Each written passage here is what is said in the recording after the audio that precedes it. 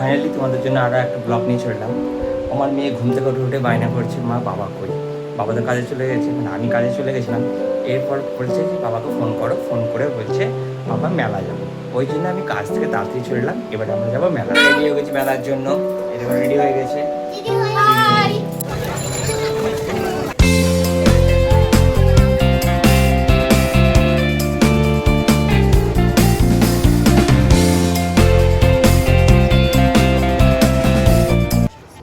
দু একটা সেলফি তুলে নিলাম, তারপরে আমরা ছোট্ট রথ ট্রেনে একটু ঘুগনি খাওয়ার পরে মন্দিরের ভিতরে ঢুকে গেলাম, যেহেতু বৃষ্টি পড়ছিল।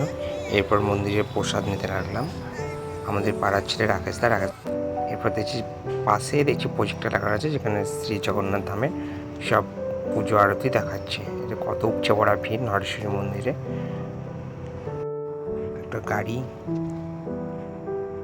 আরও সব বিভিন্ন খেলনা আছে, সেগুলো নেয়নি। এরপর হলো ফোন কেনার পরে আমরা চলে এসেছিলাম বাড়ি।